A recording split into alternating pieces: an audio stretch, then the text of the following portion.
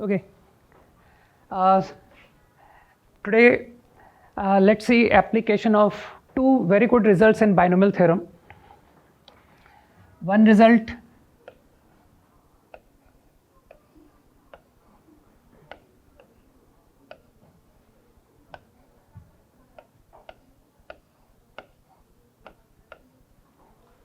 Fine, और इसी same फॉर्मूले को मैं एक ऑल्टरनेट वे में भी लिख रहा हूं.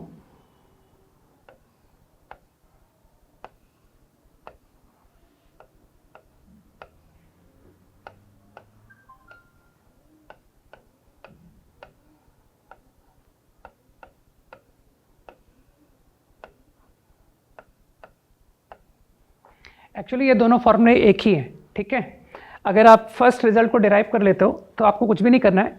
आप just in first result r को r+1 रिप्लेस कर दो और n को n+1, तो you will get this second result, ठीक है. लेकिन ये दोनों ही रिजल्ट का अपना एक इम्पॉर्टेंस है, जैसा कि बाइनोमियल के सीरीज़ प्रॉब्लम्स, ठीक है. तो सीरीज़ में आप देखते होगे कि डिफ्रेंसिएशन का आइडिया इन्वॉल्व हुआ है ना. तो आप कैसे रिकॉग्नाइज करते हो डिफ्रेंसिएशन को? आपको हर टर्म में कुछ कोफिशिएंट मल्टीप्लाई होता हुआ दिख जाए. जस्ट मैं एक छोटा सा एग्जांपल बोल रहा हूँ. Sine theta plus 2 sine 2 theta plus 3 sine 3 theta plus 4 sine 4 theta and so on. तो अगर मैं इस सीरीज़ की बात करता हूँ तो इमिडिएटली थॉट आता है कि यार sine theta sine 2 theta sine 3 theta के साथ में कोफिशिएंट आ गया है ना. तो पॉसिबली किसी को क्लिक कर सकता है कि अगर मैं एक सीरीज़ कंसीडर करूँ cos theta cos 2 theta cos 3 theta and so on, और अगर उसे डिफ्रेंशिएट कर दूं तो I will get this series, ठीक है. तो डिफ्रेंशिएशन को आप लोग रिकॉग्नाइज करते हो बाय कोफिशिएंट, कि सर कोफिशिएंट मल्टीप्लाई में अगर आने लग जाए तो हम लोग डिफ्रेंशिएशन पहचानते हैं. इसी तरह से इंटीग्रेशन को आप लोग रिकॉग्नाइज करते हो कि अगर कोफिशिएंट डिनोमिनेटर में आ जाए, ठीक है ना, sine 2 theta upon 2 sine 3 theta upon 3 and so on, तो आप कहते हो कि इसमें इंटीग्रेशन इन्वॉल्व है, ठीक. तो ये जो मैंने दो फॉर्मूले लिखे हैं ना, ये बेसिकली बाइनोमियल सीरीज प्रॉब्लम्स जिनको कि आप यूजिंग डिफरेंशिएशन या यूजिंग इंटीग्रेशन सॉल्व करोगे, ये उन प्रॉब्लम्स में काम आते हैं, ठीक है. हालांकि मैंने कहा ना कि एक फॉर्मूले को डिराइव कर लिया तो दूसरा ऑटोमेटिकली, क्योंकि दूसरे के लिए कुछ भी नहीं करूंगा मैं, n को n+1 r को r+1, ठीक है. तो वैसे तो इस रिजल्ट को आप एक्सपेंड करके आप इस रिजल्ट को समझ सकते हो कि why this result is true, है ना. तो मैंने दोनों साइड एक्सपेंड कर दिया और मैच कर दिया कि हाँ LH और RH मैच कर रहा है, ठीक है. या फिर आप इस रिजल्ट को यूजिंग परमुटेशन कॉम्बिनेशन समझ सकते हो कि I can explain this formula using P and C also, ठीक. तो बहुत सिंपल सा मैं आपको एक्सप्लेनेशन दे सकता हूँ, हालांकि ultimately you need to remember the result, ठीक है. तो NCR, तो बहुत क्विकली बता देता हूँ. Out of n object, distinct object, I have to select R, ठीक है.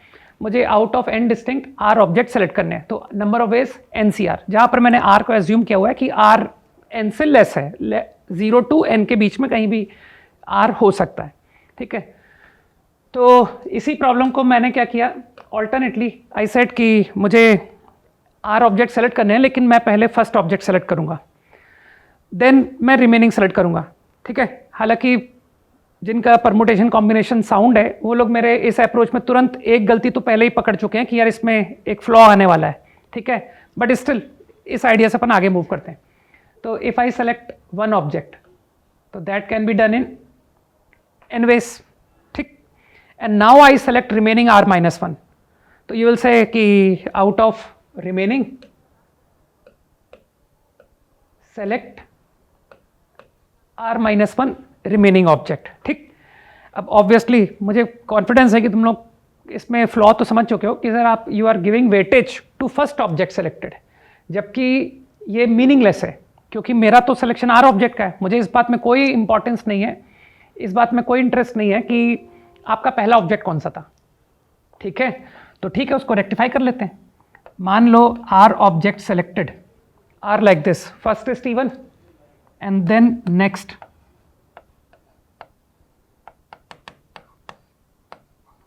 These are remaining R, ठीक.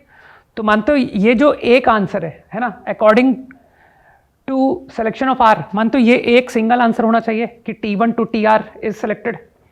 लेकिन अगर मैं कहता हूँ T2 then remaining.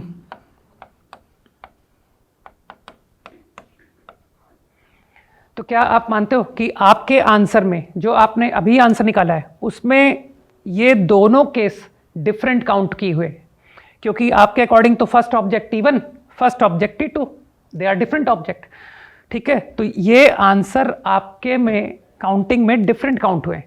तो क्या आप समझ गए कि इस तरह से जो वन वे है जिसे मुझे वन काउंट करना चाहिए वो एक्चुअल में इन दिस आंसर कितने टाइम्स काउंट हुआ, ठीक है।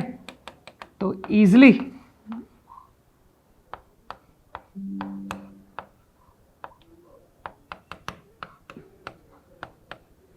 तो I think one answer if I answer like this is counted R times, fine. तो इसका मतलब है कि जिसे वन वे काउंट करना था उसे एक्चुअली मैं R वेज काउंट कर रहा हूं, ठीक।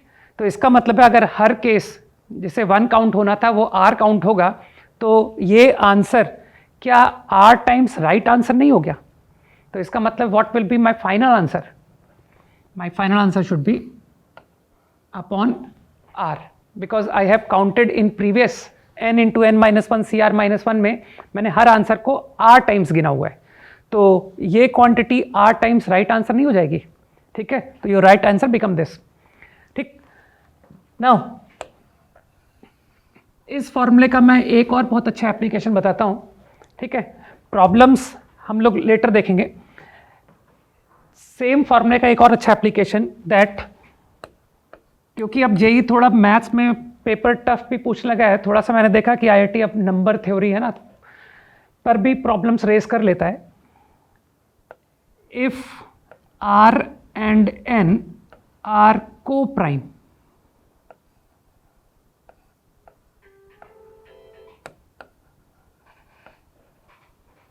फाइन। अगर ये बात ट्रू है then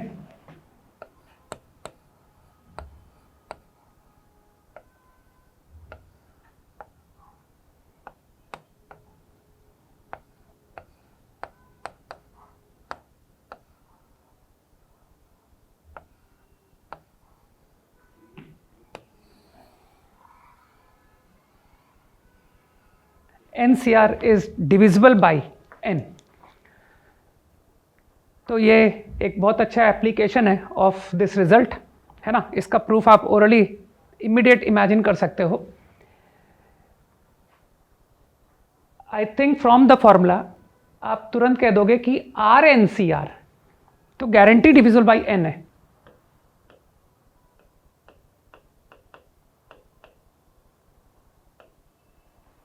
see this result n into n minus one CR-1, मानते हो n into n minus one CR-1, ये n का मल्टीपल नहीं हो गया पूरा क्वांटिटी, ठीक है, because n minus one CR-1 is an integer.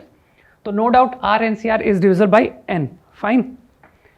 अब क्योंकि n and R coprime है, मतलब n के जितने भी प्राइम फैक्टर्स हैं उसका कोई भी प्राइम फैक्टर का कुछ भी पावर R से कैंसिल नहीं हो रहा है, but this number is divisible by n।